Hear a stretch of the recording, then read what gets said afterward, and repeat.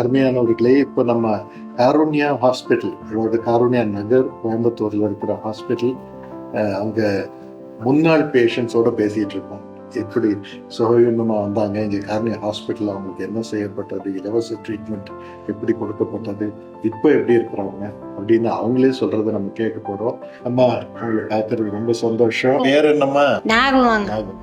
அங்க சத்தியமங்கலம் தாண்டி வந்து அவங்களுக்கு வந்துட்டு ஹெமி மேண்டிபுலெக்டமி. அவங்களுக்கு she was diagnosed with oral cancer. Oral cancer. அவங்க சாதாரணமாக ஒரு பல்லு வலின்னு ஒரு டாக்டர்கிட்ட போயிருக்கிறாங்க. அவங்க போய் பார்த்துட்டு உள்ள ஒரு சின்ன புண்ணு இருந்தது. அதை பார்த்து அவங்க சஸ்பெக்டடுன்னு எழுதிட்டாங்க. அதுக்கு மேலே அவங்க இன்வெஸ்டிகேஷன்ஸ் எல்லாம் எழுதியிருக்கிறாங்க. அவங்களுக்கு பண்ணுறதுக்கு பண வசதிகள் வந்து கிடையாது. கூலி வேலைக்கு தான் போகிறேன். கூலி வேலைக்கு தான் போயிட்டு நானும் அங்கேயும் இங்கேயும் கேட்டெல்லாம் டாக்டர் கேட்டு டாக்டர் 3 லட்ச ரூபா ஆகுது உங்களுக்கு நல்லா பண்ணுறதுக்கு. 3 லட்சம் காசு இல்லைங்களே, நாங்கள் கூலிக்கு போகிறதுக்கு 5 குடிக்கிறோம். அப்போ அவங்க சொந்தக்காரங்க வந்துட்டு பெதஸ்தா ஜெப மண்டபத்துக்கு பொங்கல் விடுமுறை நாட்களில் வந்தாங்க. அங்கே காருண்யா மருத்துவமனை சார்பாக ஒரு இலவச மருத்துவ முகாம், இந்த ஆப்ரேஷன்ஸ் எல்லாம் பண்ணுவோன்னு பேனர் வச்சோம்.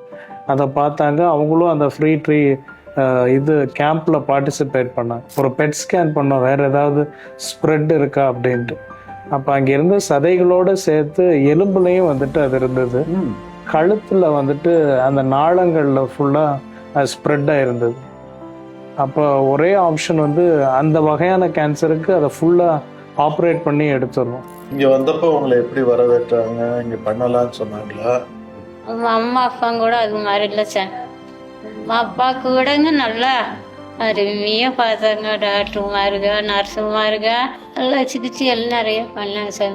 மருந்து மாத்திரை எல்லாமே குறையில்லாத பண்ணாங்க சார். ஸோ இவங்களுக்கு வந்துட்டு அந்த கீழ் தாடையில் பாதி இதை எடுத்துட்டு மார்பிள்லேருந்து சதையை ரொட்டேட் பண்ணி கழுத்து வழியை அப்படியே புல் பண்ணி இந்த இடத்துல ஃபுல்லாக வச்சிடும்.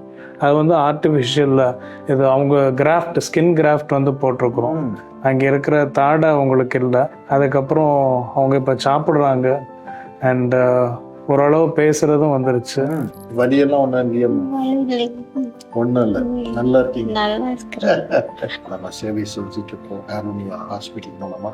தொடர்ந்து இந்த சேவையை தாங்குங்க.